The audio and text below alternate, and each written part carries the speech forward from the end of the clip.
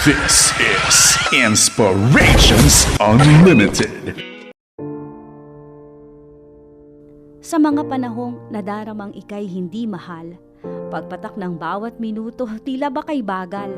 Ano na? Ano ba? Ano pa? May kabuluhan ba? Laging may kakulangan. Sinukat pero hindi sapat, lahat ng pagod ibinuhos, parang kandilang malapit ng maupos. Kung akala mo'y wala ng pag-asa, huminga ng malalim.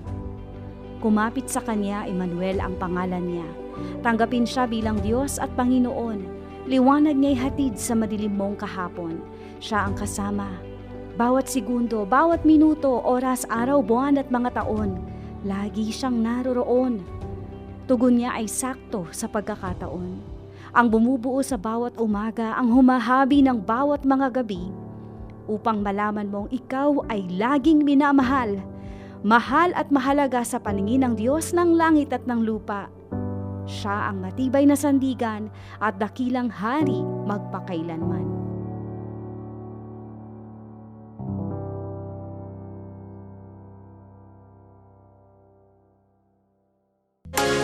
Inspirations Unlimited. Monday Motivation.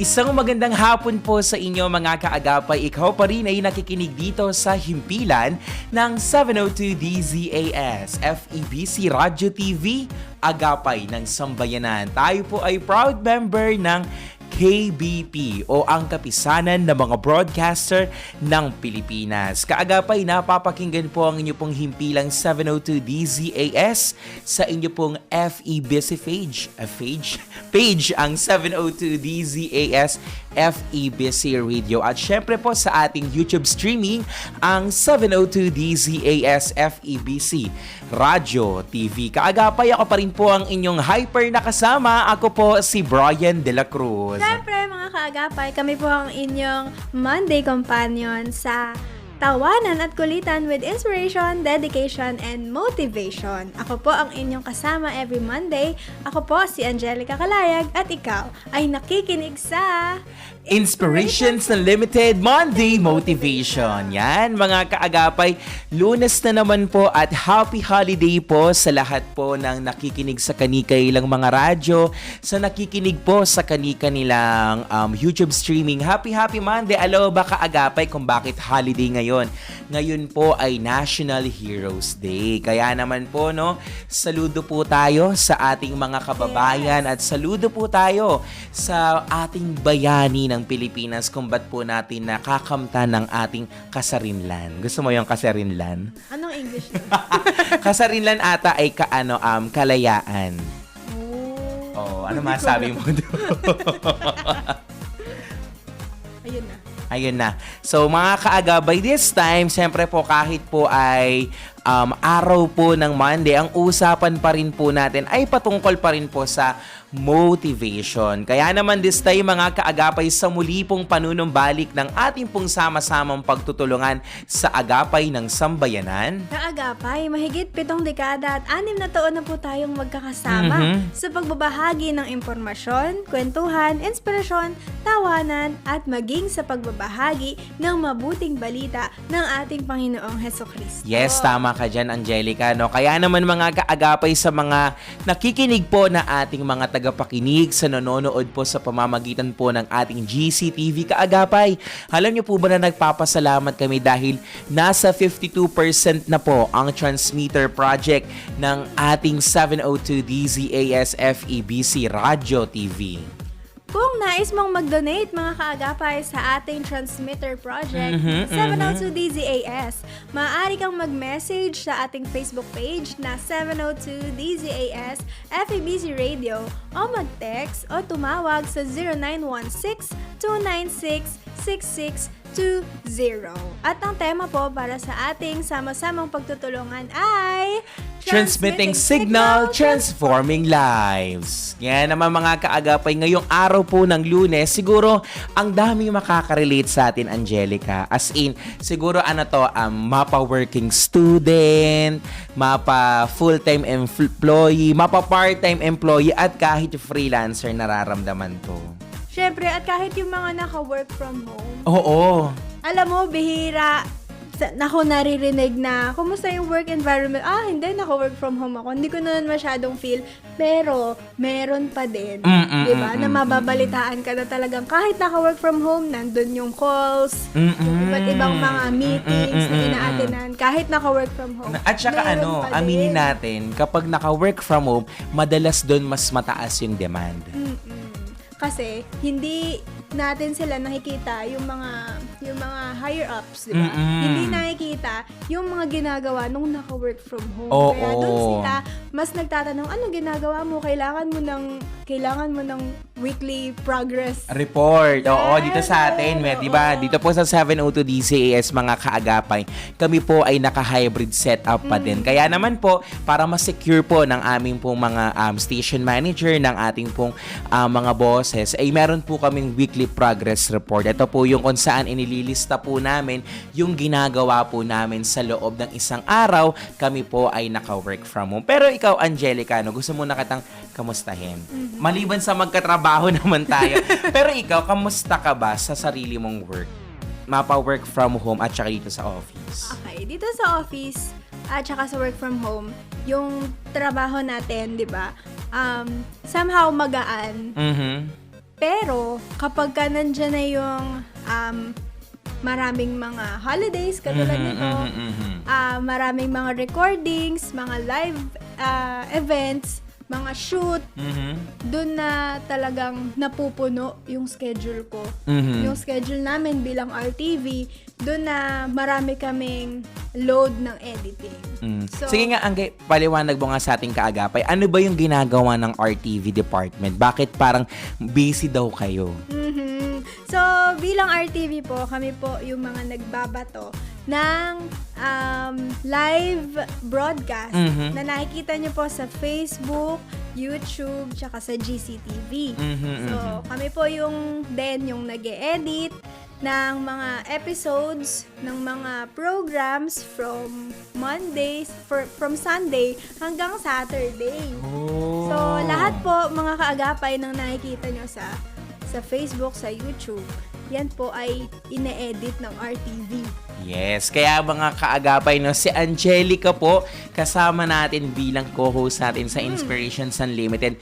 Hindi lang po ito yung ginagawa niya mga kaagapay, kundi sila po ang dahilan kung bakit nakikita nyo po tayo, nakikita-kita tayo sa online at syempre sa telebisyon. Kaya ako naman siguro, Angelica, kamusta ba ako sa work? Ako ang madalas kong ginagawa. Hindi naman to So, dito po kayo sa office, ako po yung pinakatahimik, walang di nagsasalita. Ray, yung totoo, kasi nasa radyo ka, di ba? Hindi. Pero mga kaagapay, pag dito po sa opisina, madalas kong gawin kung ano yung mga recording na nandirito.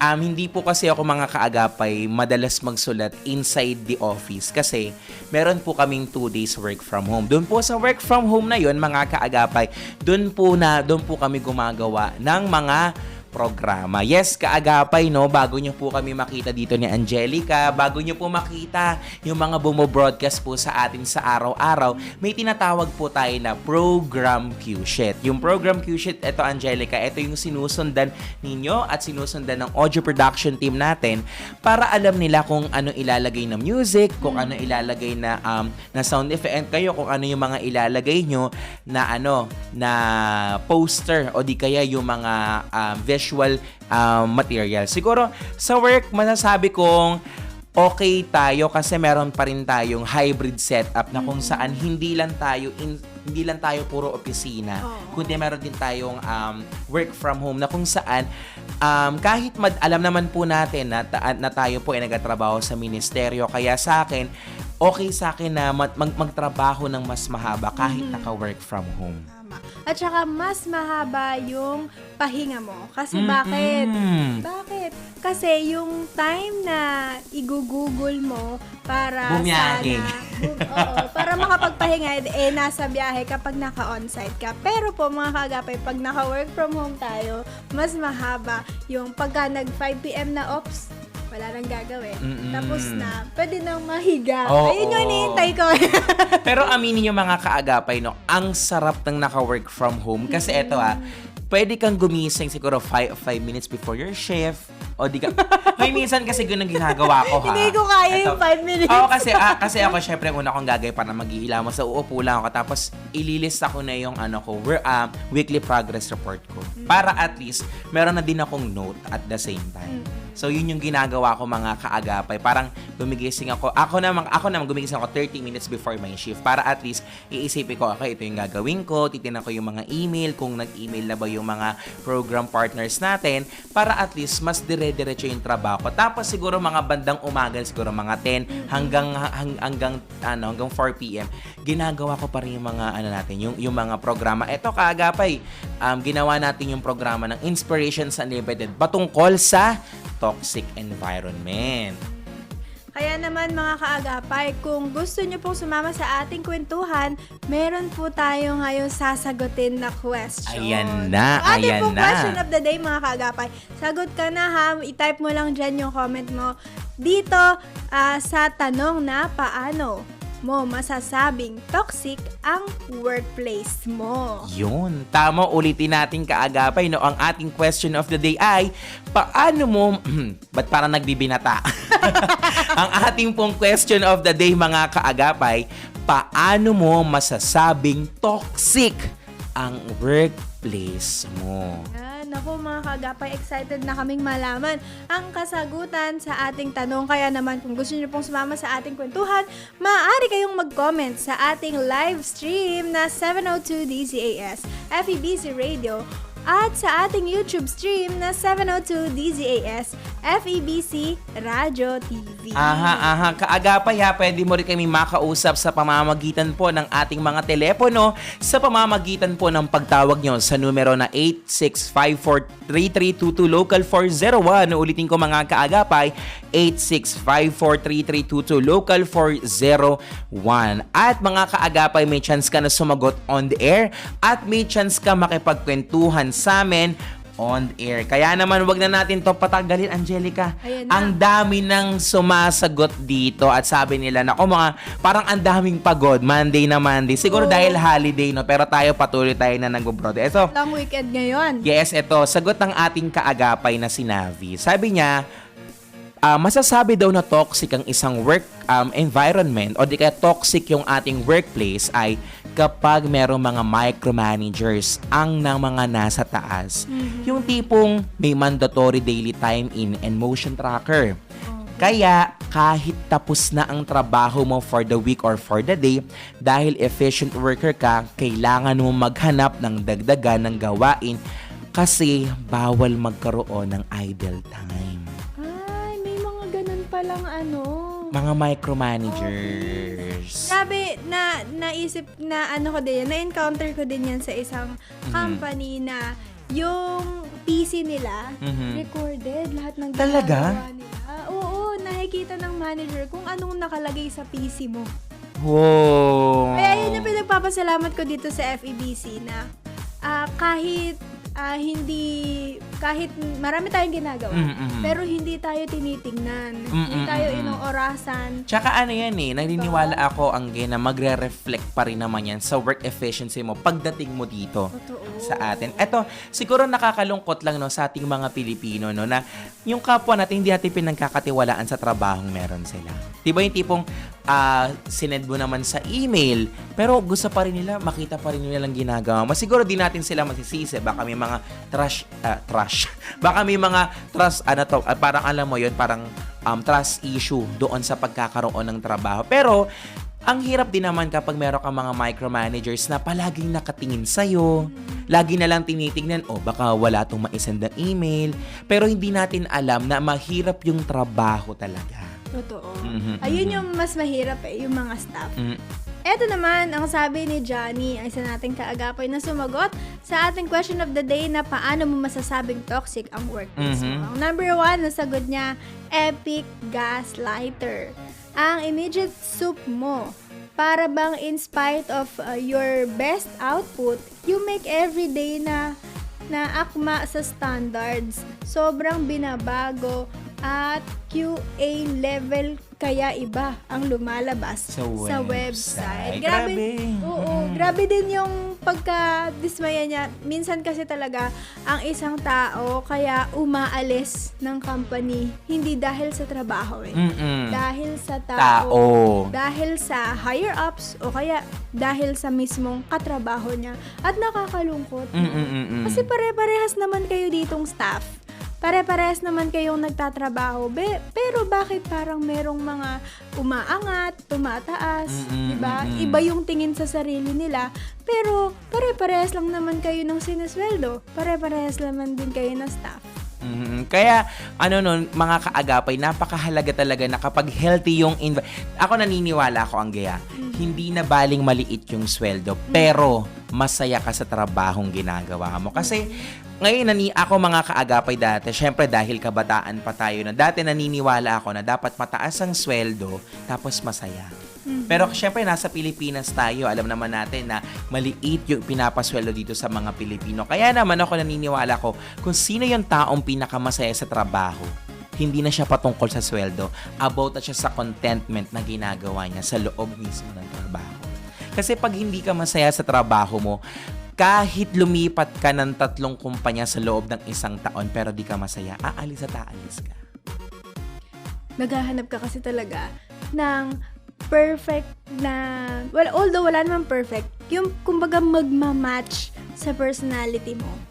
Diba? Na workplace. At ako, personally, ang sinabi ko nung college ako, sabi ko, hanap ako ng mga Christian company kasi para magaan yung pakikitungo ng ibang tao sa akin. Hindi ako pupunta sa mga secular company na ngayon, alam mo, na-realize ko na pare-parehas lang. Yeah, oo, kasi iba-iba tayo ng pinanggalingan, iba-iba tayo ng Totoo. pagpapalaki, iba-iba tayo ng alam sa buhay. Pero, yun nga, talagang ikaw yung iintindi. At totoo nga yung mga lagi natin nababasa, na mas matalino yung taong nakakaintindi dun sa sitwasyon. Tama.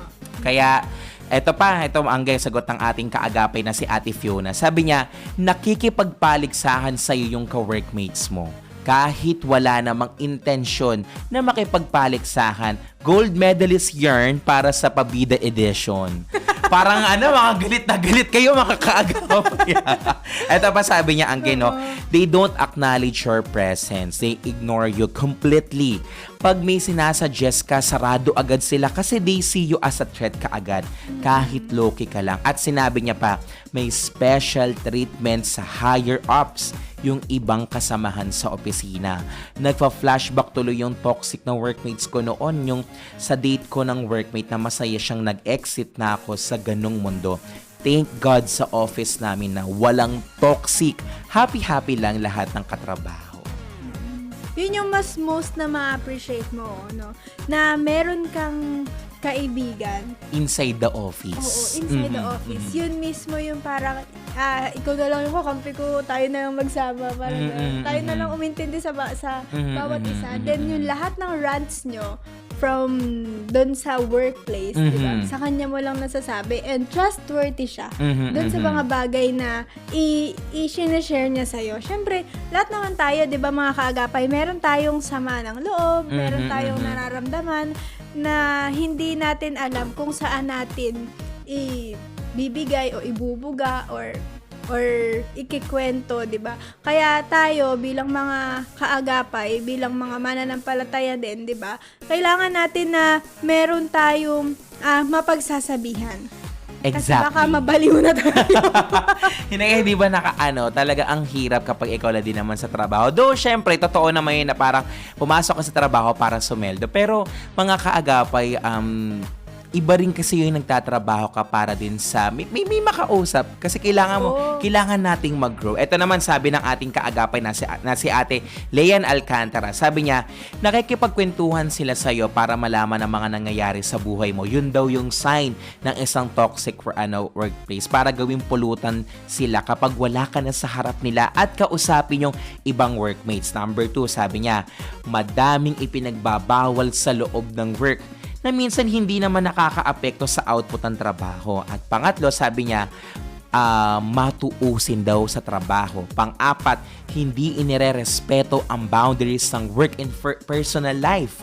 Pang-lima, they will treat you like a someone they own you very inferior to them. At pang-anib, they don't celebrate your small wins and see you as a competitor. At pang-pito, hindi mo alam kung saan ka lulugar kasi wala ka nang ginawang tama. Grabe, ang bibigat. At dami talaga mga kaagapay na toxic traits na mga ka-workmates natin or napapansin natin maging sa ibang tao. Pero isa lang ang napatunayan ko na mag-start sa sarili mo. Yes. Kailangan ikaw mismo hindi ka toxic sa environment na meron ka.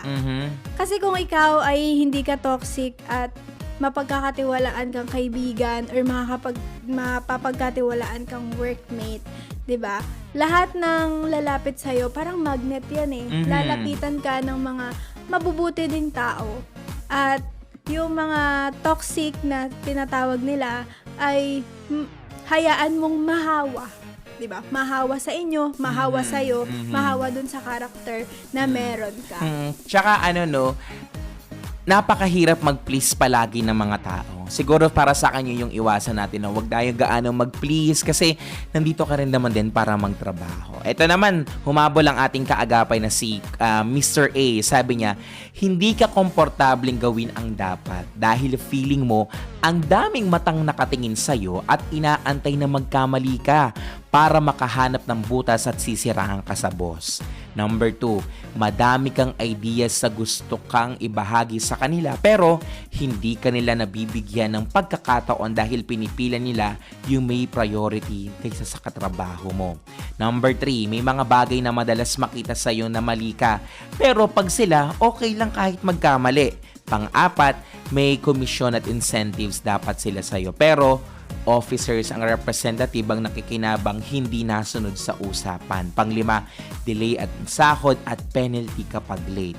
Tapos boss na kuripot na alam mo yon, nasabi niya na dedemad ang target pero laging nakadedma lang.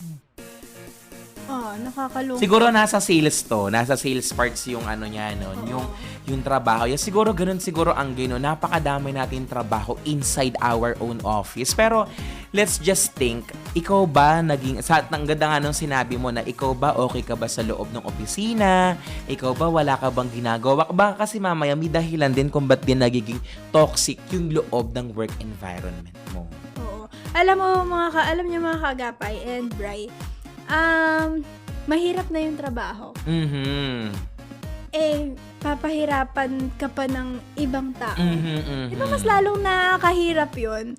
So tayo, bilang tao, tayo na yung mauna. Sabi ko nga, di ba? Tayo na yung maunang maging magaan na kaibigan para sa kanila. Yung mga words natin, tapos yung mga pinapatupad natin, yung kung manager ka or supervisor, di ba? Yung mga pinapatupad ay maging magaan, di ba? Equally, di ba? Para sa lahat. Kaya, mag-start na mismo sa'yo. Sa sarili. Yun mga kaagapay, napakadami natin nabuksan na mga kwentong office.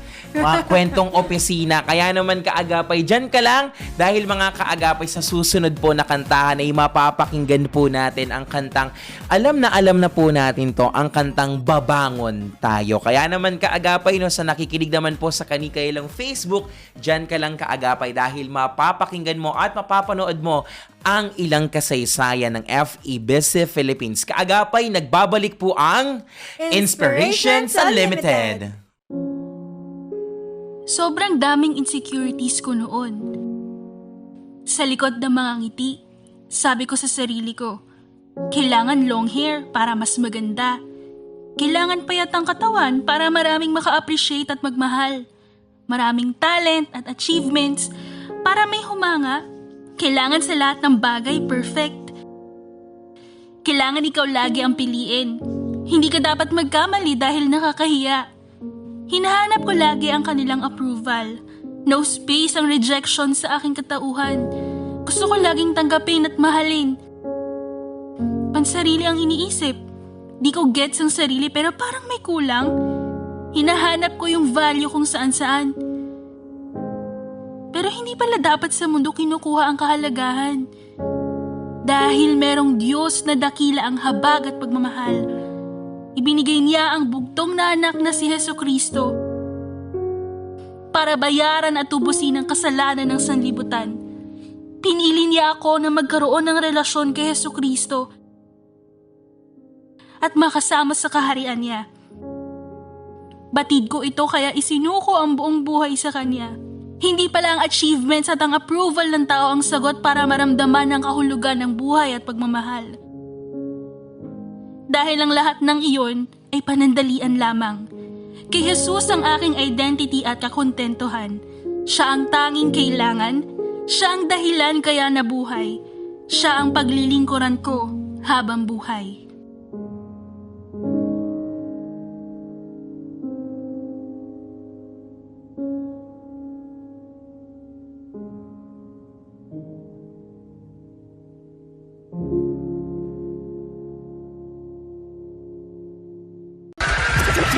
Inspirations Unlimited.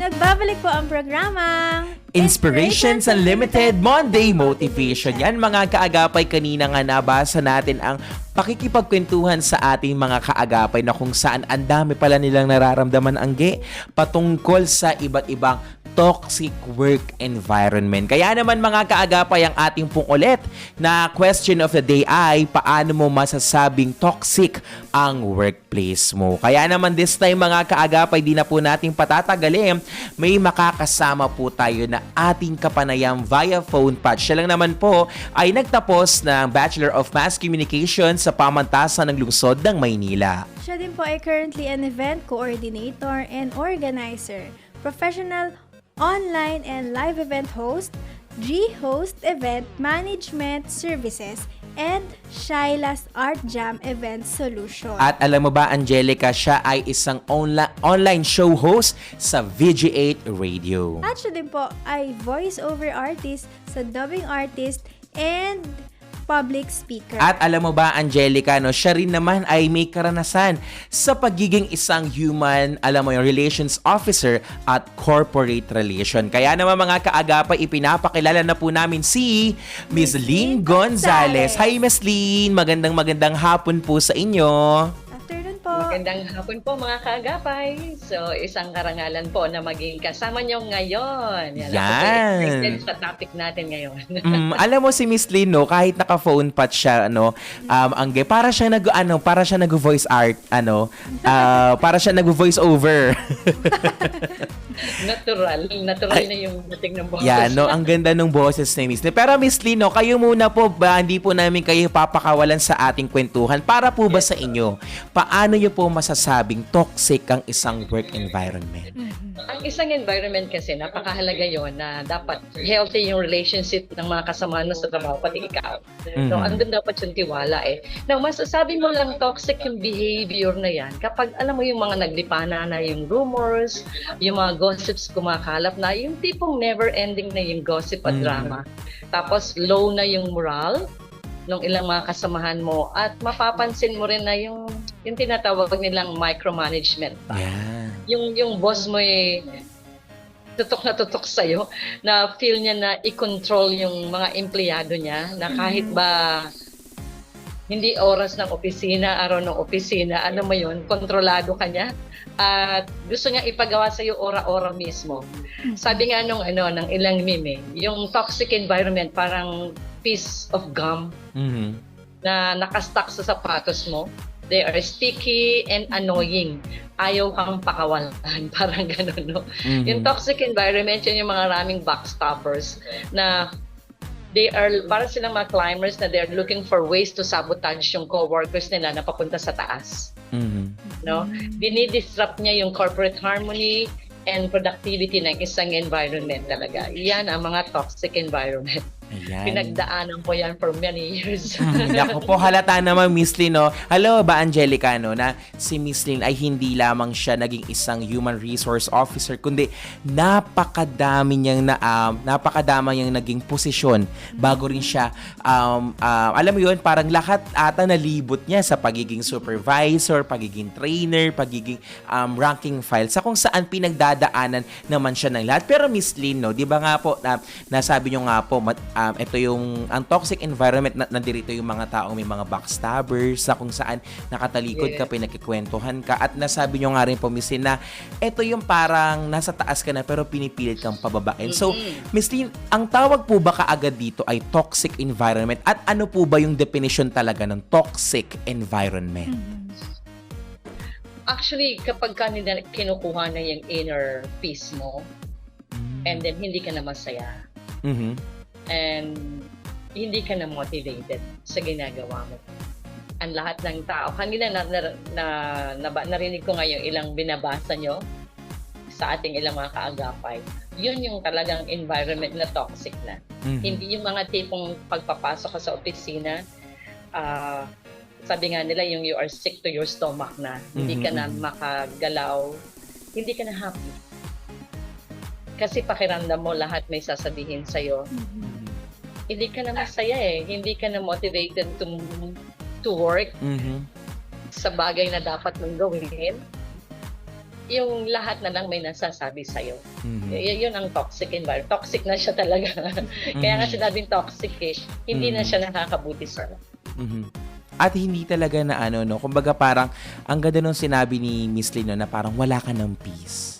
And napakahalaga pa naman ng kapayapaan sa work, kasi pag may peace ka inside the work, magagawa mo yung trabaho mo kahit gaano kahirap. At saka, yun yung magdadrive sa'yo, yung joy sa workplace. Yun yung magdadrive sa'yo na gawin mo yung best mo. Oo. Kasi kung ang isang environment ay, yun nga, toxic, parang lahat ng best mo, alam mo na hindi yan mapapansin Kasi hindi dyan nakafocus yung mga tao sa paligid mo.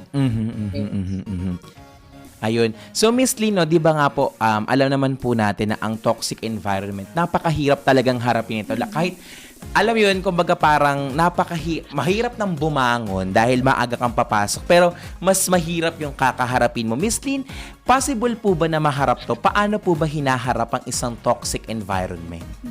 Actually, mga ganyan toxic environment, ayun ang kainaman if you really start your day with a prayer. This is regardless kung ano po ang religion meron po ang mga nakikinig sa atin. No? Ako naniniwala ako doon. If you start your day with a prayer, with a devotion to the Lord, everything will be okay. Yung bang kahit makasagupa mo yung mga, alam mo yun, yung mga negative, hindi ka kaagad maaapektuhan Because you dedicated your day, your first day to the Lord, na maging maayos lahat, and you're praying for your employees, even your superior.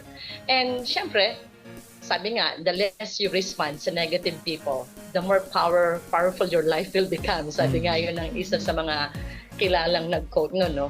And dito rin, syempre, para maharap mo to, mag-establish ka lagi. Narinig ko kaninang usapan ninyo, mag-establish ka ng healthy boundaries.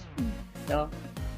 At kung kinakailangan, may pagsasabihin, kaya narinig ko sa inyo kanina, yung hanap ka manghingi ka ng payo sa mga life coaches. Now, if you have, kung may mga kasama ka sa church, mga pastors, you ask coaches sa kanila, prayers sa kanila, hingi ka ng payo sa kanila. At mainam yun na meron ka rin na pagsasabihan. And one thing more, pwede mo rin, para maharap mo rin ito, mag-unwind ka, wag mo silang pansinin, mag-focus ka sa important goals mo.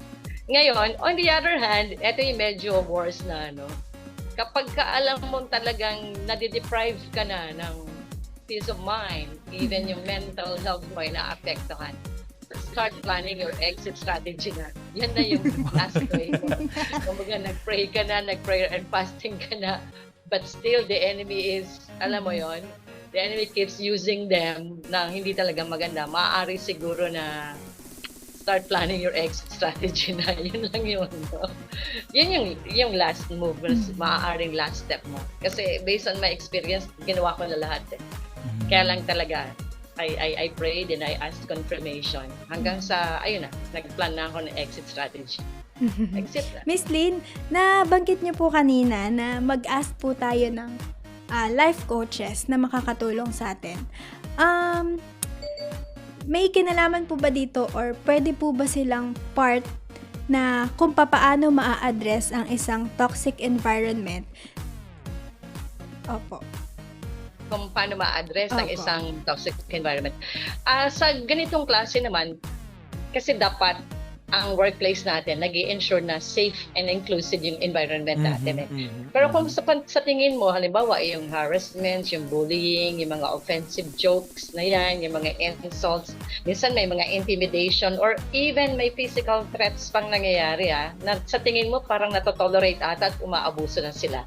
Pag na-recognize mo na yung ganyang klaseng behavior, you really have to get in touch sa office to get in touch with the human resources department immediately.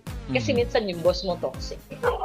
So kung meron kang, na-record mo lahat ng mga instances, get in touch with the human resources department. Kasi sa office, kaya nga human resources, sila lang talaga yung maaari nating lapitan pagdating sa bagay na yan. No? So, Sila kakampi yung po pala makakaingan natin natin. ang mga Yes. HR. Oo. Pero meron ako na-encounter nung nasa work ako, HR mismo yung toxic. Ayun. Wala tayong kakampi doon pag ganon. Sakit lang. Sila mismo yung toxic. Pero ang nangyari naman, in the end, alam mo, prayer works din. In the end, yung toxic na HR ang nawala. Oh. Yung toxic na HR ay kasi merong mas mataas sa kanya. Kaya lang kasi siya ang in charge sa mga employees eh. Alam mo yun, parang syempre hindi nakakarating sa mismong head dahil sa kanya. Prayer works. Magugulat ka na lang na wala na siya. Yung pala maliban sa akin, meron pa palang ibang naglakas loob na talagang magsabi sa HR. And then they presented the whole documents, the proof, evidences, ayun. Paano naman po, Miss Lynn, kung for example, hindi pa rin na-address yung issue. Halimbawa po, eto na, nagsabi na po kami sa HR, pero until now, hindi pa po na-address yung ganong issue. Hindi pa rin na-address yung issue. Ngayon, Opo, kung hindi pa rin po halimbawa, sino yung naayos. pinagsabihan, sa HR, sino yung pinagsabihan mo doon? Kung HR director, yung nakausap mo, give them honest and direct feedback. No? Kausapin mo sila, dumiretso ka na. I-follow up mo. Kasi hindi mo pwedeng kalabanin ng HR. Kausapin mo na sila. Ngayon, kung halimbawa na minsan kasi sumasagot ang HR na give us time to do something about it, blah, blah, blah. At kung talagang alam mo na walang ginagawang move, pumunta ka na doon sa part na, yun na, yung last recourse mo. Daw masakit sa'yo, leave. Leave na lang. Mag-resign ka na. Kasi kumbaga, wala ang daming excuses ng HR, ang daming ganito. Yun pala, yung kino-complain mo ay malakas sa kanila. Alam mo yon na itong kino-complain mo kasi minsan nangyayari yun na may kapit pala sa taas. Nangyayari yun, may kapit sa taas. Kung sa tingin mo wala kang say, you just leave. Hindi mo naman pwedeng balikan yung taong naghaharas sa'yo or nambubuli sa'yo, na didiretsuhin mo siya. Magiging pangit naman ang record mo doon. Totoo yun na ipasa Diyos mo na lang siya. And then, Grabe no, magiging choice mo pala talaga yung pag-alis. Pag-exit. Na which is una-una napakasakit. Na yes, umalis totoo yun. dun sa comfort zone mo, masaya naman sana yung trabaho mo, magaan naman yung trabaho mo. Pero dahil merong mga toxic people around you, 'di ba? Ang hirap mag-work pagkasama mo sila. Tsaka hindi ko alam, Miss Lynn, kung sa Filipino mentality lang ba to na alam mo yun, no, parang ang hirap maging fair. 'Di ba no? Lalo Yes. na like for example, no, kunwari malakas siya sa ganito sa mga boss. Ay, totoo yan. Kunwari sa HR kilala niya. Kumbaga parang ang hirap maging fair, kaya minsan hindi natin alam kung sino yung pagkakatiwalaan natin. Kasi tinan mo, mismong kahit nasa labas na ng inyong working area, yun pala kakampi niya pa. So, ang tendency, imbis yung issue ay nandoon lang sa loob ng company, lumalabas pa siya. Diba?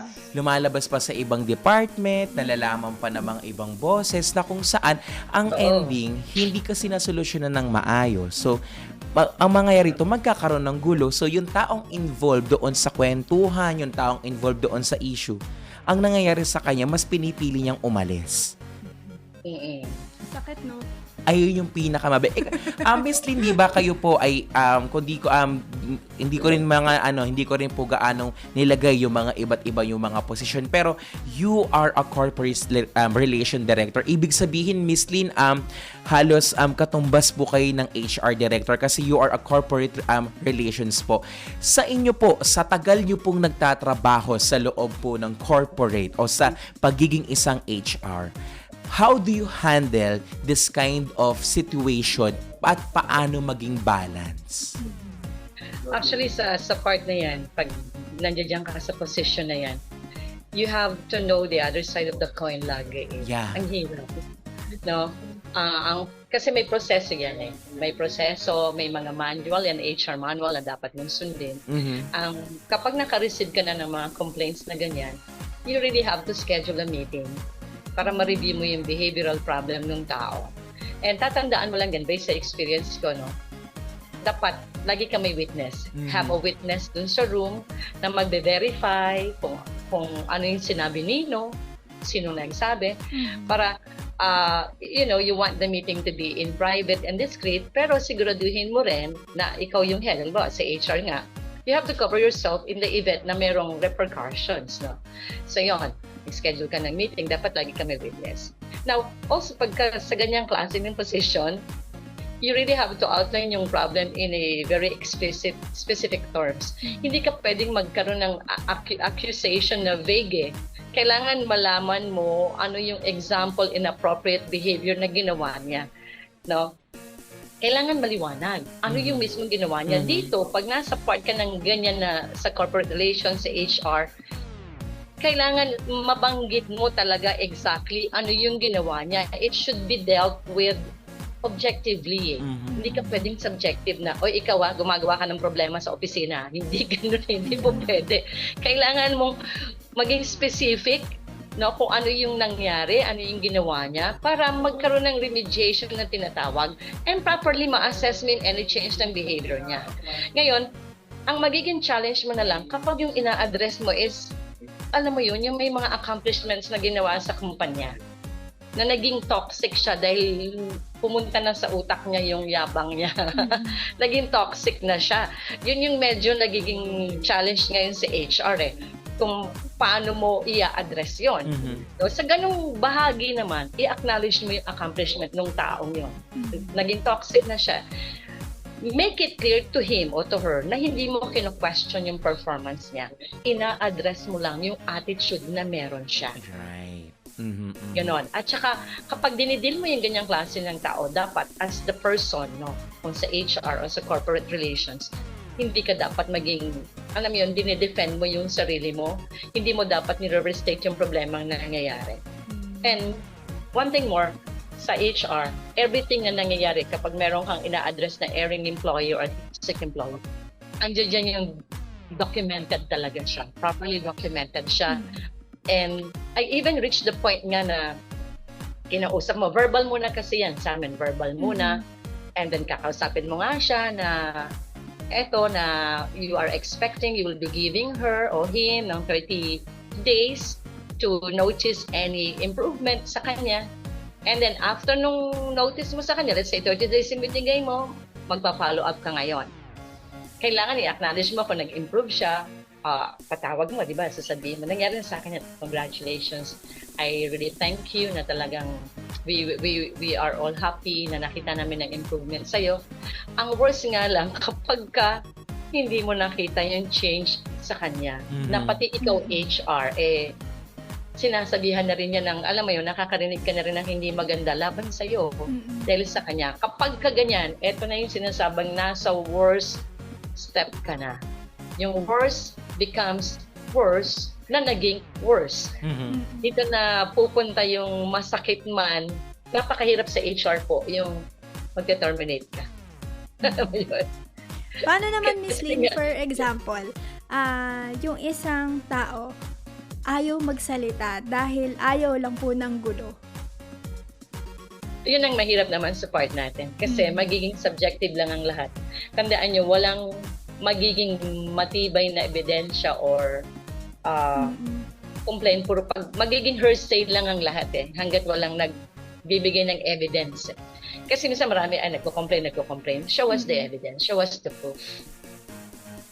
Kung walang magsasalita, walang resolve ang mangyayari. Lahat hearsay lang. Lahat sabi-sabi lang. Even yung taong nire-report nilang toxic, pwede niyang pabulaanan yun nagawa-gawa lang sa kanya. Wala kasi nagsasalita.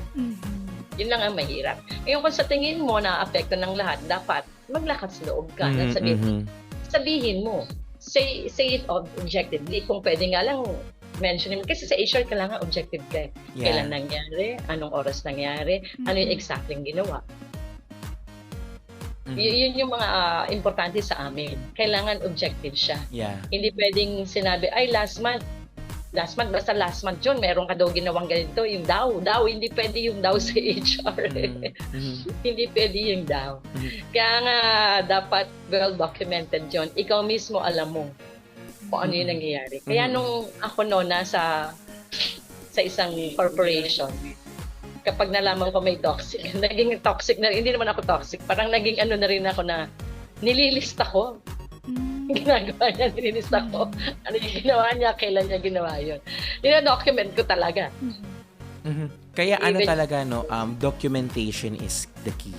Tsaka yung evidences, lalo na mga kaagapay, kapag alam mong nasiraan ka na, ginawang ka na ng kwento, ginawang ka ng kung ano-anong scenario, it's time talaga na magsalita tayo. At syempre, Angelica, kailangan yung mga pagkakatiwalaan natin ng storya ay nakilala din natin at the same time. Kasi alam naman natin ngayon, mga kaagapay, na ang office gossip, sabi nga nila, di ba, ang balita ay may pakpak. Kaya namang asahan mo na kapag yung pinagkwentuhan mo ay hindi mapagkakatiwalaan. Talagang lilipad at lilipad yung kwento mo sa iba't ibang kwento, sa iba't ibang destinasyon, lalo na kapag hindi pa alam yung buong scenario. And I really love talaga yung sinabi ni Miss Lynn, na parang as an HR, dapat talaga objective. At dito natin makikita kung gaano kagaling ang isang HR department if they are willing to resolve it as soon as possible as they want. Pero kay Miss Lynn na nga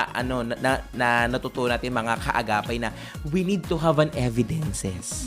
Kasi kapag walang mga ebidensya, kapag hindi proper documentation, paano magkakaroon din ng mabilisang aksyon?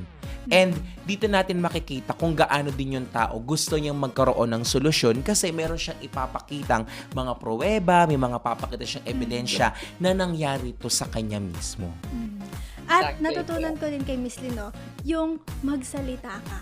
Exactly. Kailangan natin mag-speak up, kailangan natin mag-speak out, lahat ng mga nakikita. Tapos, isusuga natin ng evidence. Kumbaga parang nasa gera ka na lang din lahat. Dalhin mo na lahat.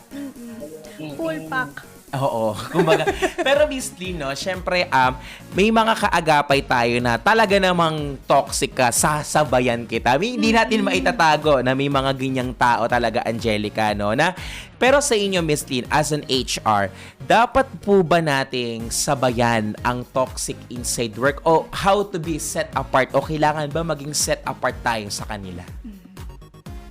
Ang toxic workplace kasi, talagang kukunin yan o nanakawin yan ng well-being mo, confidence mo, happiness mo, and even productivity. Minsan nga, it can make you physically ill. Ito lang, kapag ang environment mo very toxic na, even it can convert very good people into very bad people.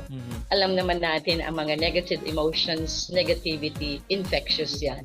Pero nawa, hindi dapat alam natin, no? Hindi ideal na yung sinasabi nila, if you cannot beat them, join them. So kung toxic sila lahat, maging toxic ka na rin. Kumbaga parang sabayan mo na, no? No, hindi siya ideal. Kasi tatandaan nyo, kapag merong mga kaagapay, kapag merong pong toxic sa workplace ninyo, hindi po yung reflection of who you truly are. Ang nagiging demoralizing lang po niyan, yung biggest danger niyan na magstay ka ng matagal sa isang toxic environment. Now, paano mo namang mapaglalabanan to? Lagi mong, you find ways na i-remind mo yung sarili mo na hindi ako katulad nila. Aside dun sa sinabi ko, start your day with a prayer, and then yung constant reminder sa sarili mo, hindi ako katulad nila. At mas maganda yung mag-place ka ng mga positive and uplifting quotes sa paligid mo, sa office, sa cubicle mo, para ma-lift din yung spirit mo. Natatandaan ko nung mayroon ako mga toxic co-managers yun, nagpapatugtog talaga ako ng Christian song sa office ko. Minsan sasabihin nila, naku, huwag mo i-touch yan, makalangit yan. May mga ganun sila na mismo. And then, parating pa nga yung time na yung mga natotok, yung mga biktima ng mga toxic employees, lalapit na yun sa cubicle ko. Tapos, ako yung nagiging coach ngayon nila. Kasi sabi ko, ba't ikaw hindi ka naapektuhan ng mga nangyayari sa kanila? Kasi that's how I face it. Lalo na, halimbawa, 6 months pa lang ako dun sa work ka, o kaya regular ko pa lang. Alam nga, umalis ako kaagad, diba? Kaya, ganun yung setup ko noon. So, may mga nila, nararamdaman ko na, alam ko na kung ano yung mga nangyayari, naglalagay na ako dyan. Kaya pag pumasok ko sa room ko noon, may mga nakalagay dyan, ang dami kong mga quotes, ang dami kong mga Bible verses na nakalagay, and pagpasok talaga sa room ko, lahat, puro mga Christian music, uplifting music yung maririnig mo. That's the only way na pwede. And syempre, wag mo rin kalilimutan na isama sa prayer yung mga toxic bosses mo, toxic employees na meron ka. Wag niyang gagawin yung if you cannot join them, if you cannot beat them, join them. Wag kayo maging toxic. Kasi aanihin nyo yan eh.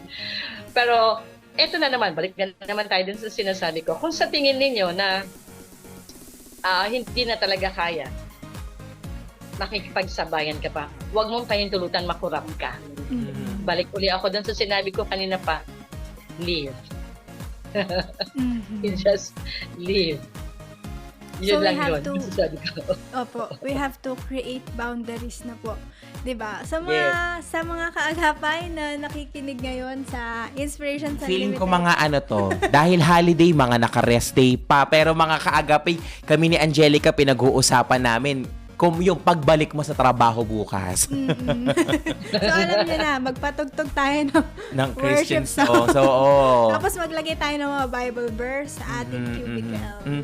Kaya totoo talaga yun, na wag mo nang sabayan yung totoo yan. Ito nga Angelica, na remind lang ako dun sa preaching namin last 2 weeks ago, na ang sabi nga kailanman hindi mo talaga mapagsasali o di mo mapagsasama ang mali sa tama.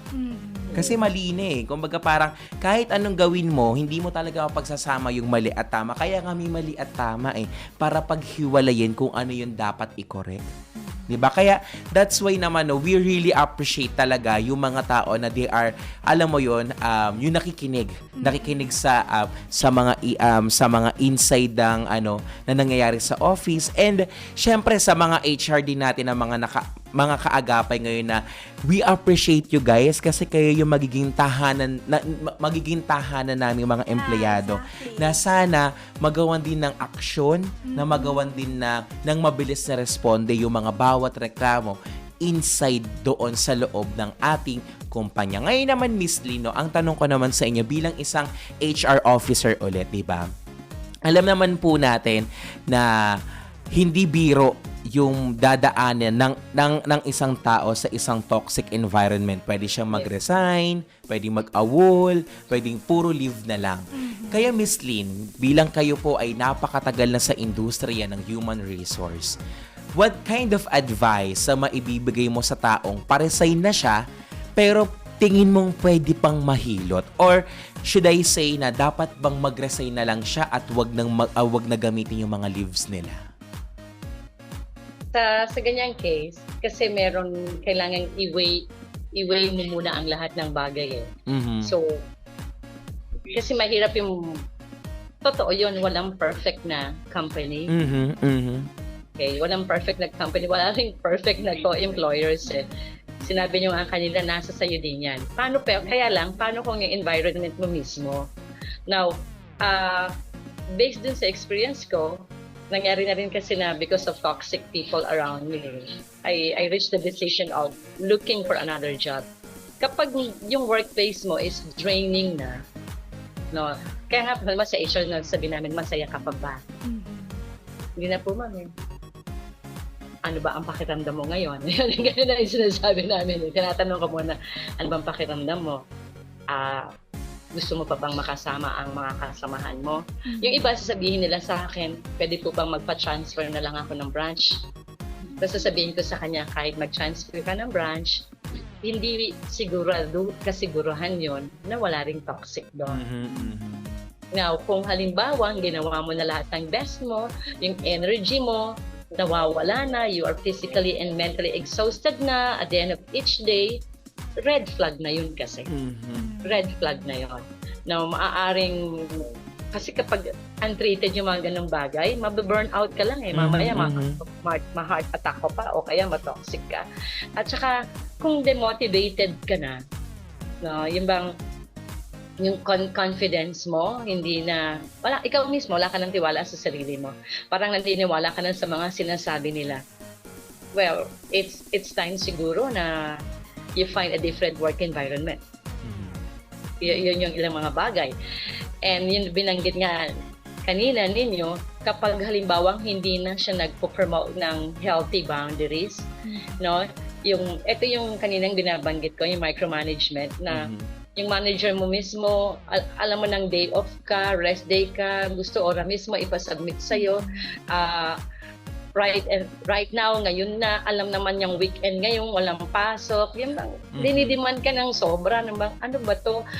Pati pamilya ko tuloy, naaaway ko na, nadadamay ko na dahil dito, dahil meron siyang pinagagawa. Yung bang, I want it now. Wednesday pa niya kailangan. I want it now. I want to check it now. Middle of the night, 12 midnight, tatawag sa'yo kasi kailangan niya now na. May mga gano'n, no? Kapag medyo yung boundaries mo and yung bang pinupush ka na to the point na exhaustion na siya.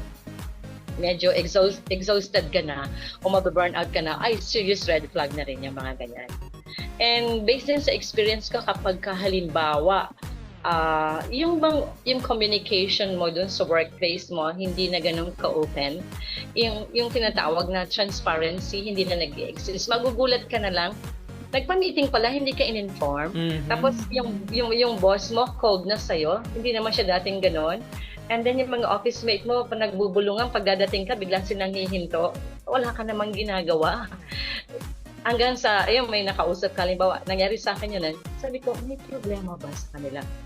Hi, my lips are sealed, pero ingat ka na lang sa kanila. They are saying bad things against it.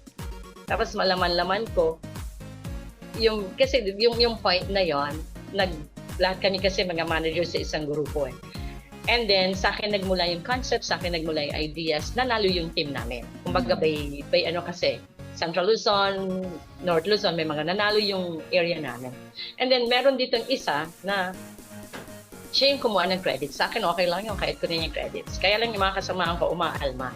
And then, nagkaroon ng awarding. Ang naka-receive ng award, siya mismo. Kasi, ang nagpasok pala sa kanya, yung mismong boss ko. May mga ganon na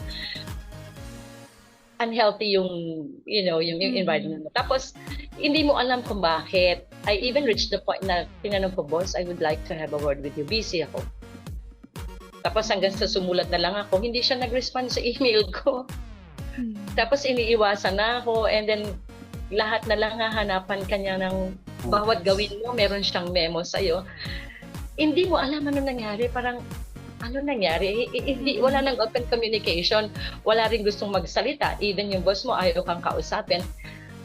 And then, yun nga, nalaman ko din sa group managers namin na ni-recommend pala ako for promotion. Ibig sabihin, pag na-promote ako, magkakapareho na kami ng posisyon.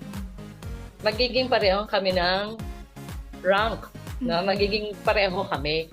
Ako naman, kahit nung na-promote ako noon, tawag ko pa rin sa kanya, boss eh. Kasi nga, kahit na-promote na ako. Pero, kahit na na-promote na ako, May hindi niya relasyon. talaga ako kinausap. Yes. So, may mga ganon. Kapag halimbawa nararamdaman mo wala ng transparency, yung bang you feel left out na, yung mga certain valuable information, withhold na sa'yo, nangangapa ka na. It's time for you to pray. And I guess, it's time for you to look for a job. Kasi bumababa na yung moral mo eh. Pag bumaba na yung, alam mo yon, yung moral mo, hindi ka na satisfied doon. You may find yourself na nasa toxic na talaga yung workplace mo eh. Lalo na pag meron nga tinatawag na, ano ba yun, yung cronyism, lalo na yung mga ganyan. Matinding kalaban yan, yung mga cronyism na tinatawag na hindi ka paborito, ito yung paborito. Ikaw laging nakikita. Ikaw laging nakikita, tapos yung isa pinipraise. No? So, sa part naman ng HR, ingat kami doon. Ingat kami doon, pinag-aaralan namin lahat. Hanggang sa merong point na sasabihin namin isang staff namin, siya yung mag-monitor.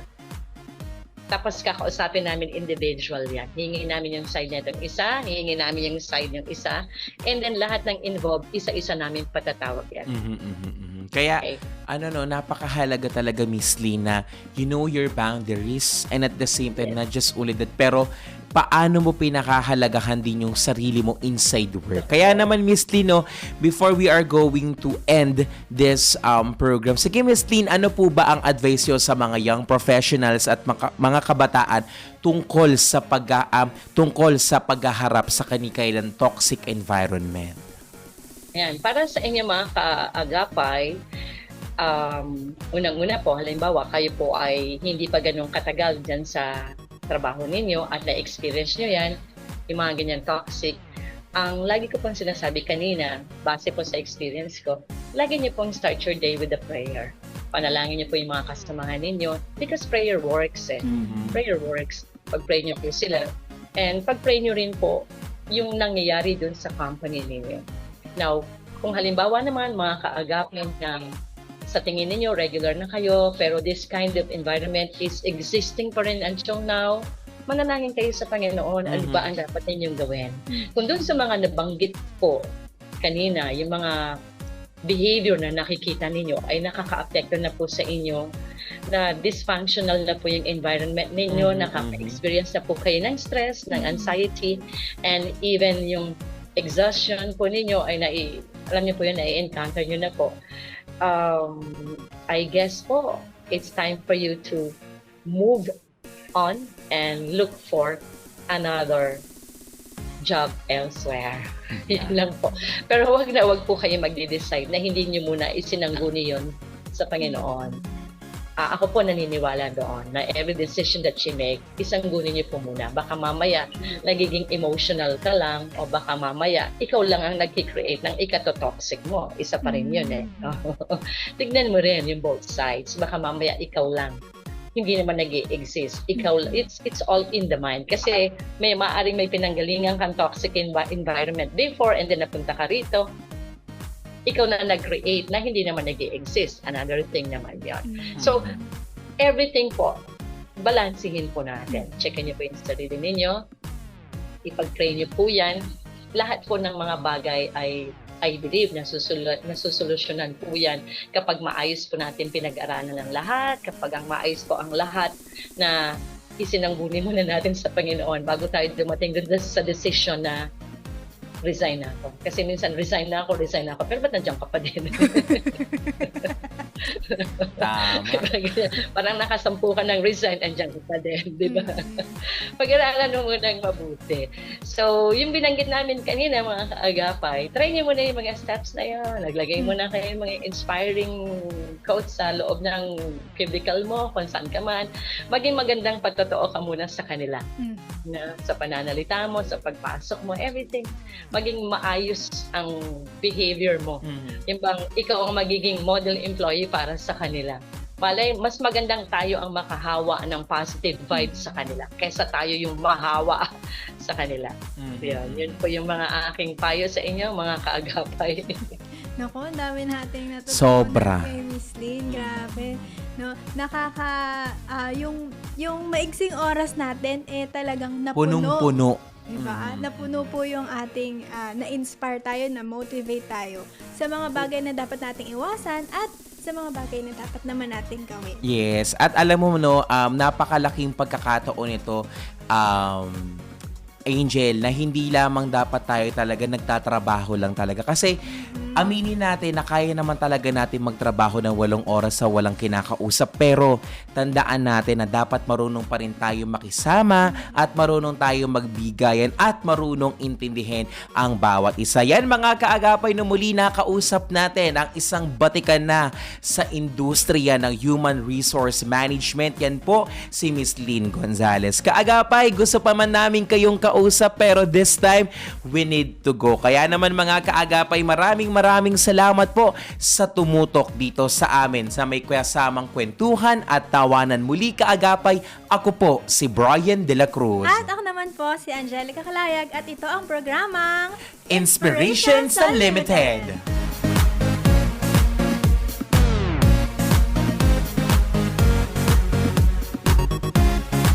Nais po naming makarinig mula sa inyo.